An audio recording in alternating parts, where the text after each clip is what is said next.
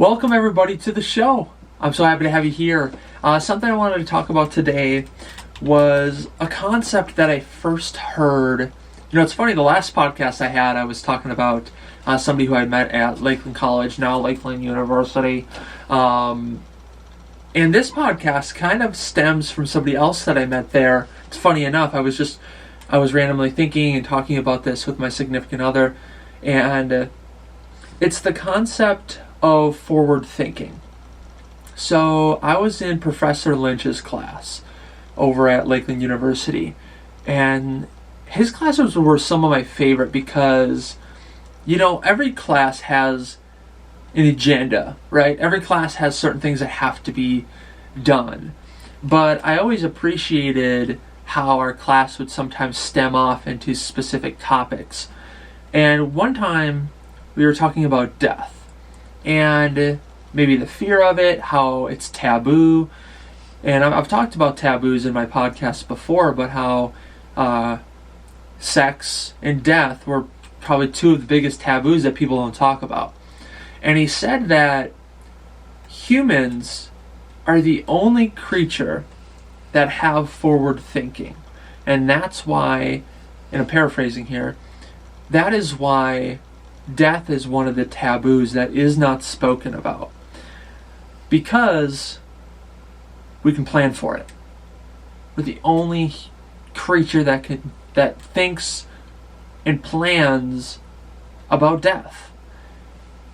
And I took that concept and I started to think about it in my own life. So for people, I thought I had my stuff muted. This is ridiculous. I muted my phone, but I didn't mute my computer. I have clients who text me and call me all day. So if you make a podcast, you've got to make sure you got your stuff muted.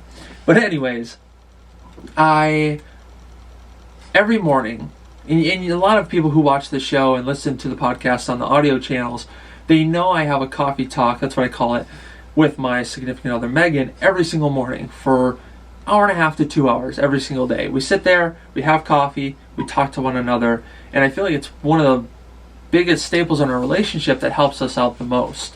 And we've been doing that probably for about 4 years now.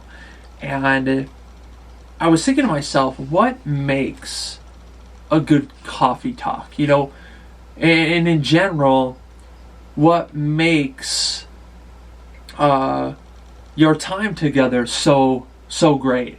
There was one morning where Megan and I had a coffee talk, and it was the best. It was like one of the best we ever had. I felt so inspired, I felt so motivated, I felt so excited for everything to come.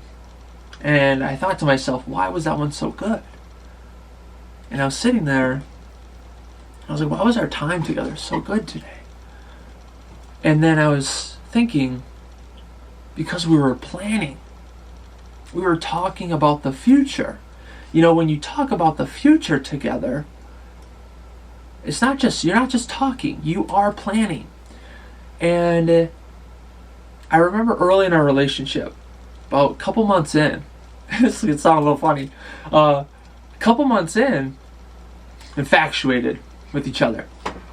And wow, was that almost 8 years ago already? Whoa.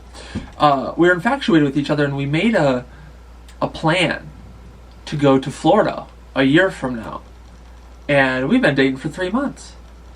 And we bought the tickets, we booked the trip, and we made a plan to have a trip together. And it's like, sometimes I'll be talking to my buddies, and I'll be like, hey man, you want to, plan a trip? We can maybe do like a couples trip or whatever. If you guys have done a couples trip and it's a bad thing or a good thing, leave a comment below on the YouTube channel, or go ahead and shoot me a message on Instagram if that's a bad idea, and I'll take your advice. And he said, I don't want to plan that because I don't know if I plan to be with her. Fair enough. And, it's funny, we were very early in our relationship at that time when we planned that year trip. But I only planned to be with her. We made plans. We weren't counting on it not working out. And when you take that example and you think about when you spend time with someone that you love, is, of course, you have to keep on progressing. You have to keep on working on your relationship. And I feel like why that coffee talk was so good, because that's a piece of it. Talking about the future. If I think if I were to ever have issues in my relationship with Megan, I would need to revisit this podcast. Because a lot of times I make these podcasts, of course, because if you guys can get some value out of it, that's great. But a lot of times I reference them as almost like a journal where, in one time I felt like I had it figured out, and then things changed, and maybe something I need to go back to is talking about the future. Our goals that we want to achieve, things that we want to do together. And the reason that's so important, I'm going to give an example here, and it's something that happens, and it's kind of a crazy example. It's on the end. It's on the end of the spectrum, where let's say you take somebody who's been married for 30 years, and the person commits adultery after 30 years, and that's the one instance that it happened. I'm not saying it's correct. I'm not saying it's okay. But what I'm saying is, you take somebody, a relationship, they've had 30 years of beautiful moments, and then there's a single instance where they commit adultery. That relationship could be shattered, and rightfully so. Rightfully so. What'll happen is when you have two people who've been together a long time, they're married, they're not just like, that is not just their significant other anymore.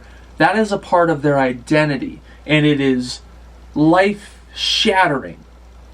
And the only reason I use this example is because that one example shows us that with a relationship, it is an ongoing pursuit. You can never stop it, because if you stop working at it and that one instance happens, I know this is on the end of the spectrum here, but I'm just trying to use it as an example, and that one moment happens, the past was beautiful. You enjoyed it. But that past can almost not matter. And that's why when Megan and I wake up every day and we have that coffee talk, I feel like it's so empowering. We're consistently planning for the future. We're using our forward-thinking brains as the creature that we are. And it's something we plan forward consistently.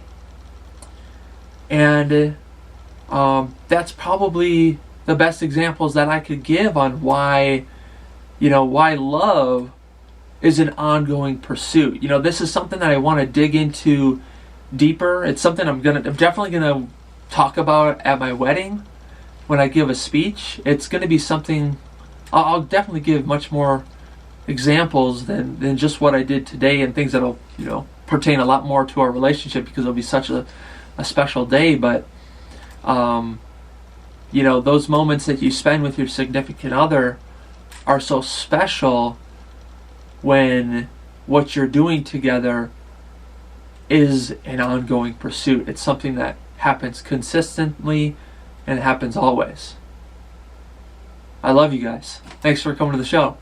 And if there's any topics you want me to talk about, I talk about my business, I talk about my relationship, talk about martial arts, things I'm going through, and I'll see you on the next show.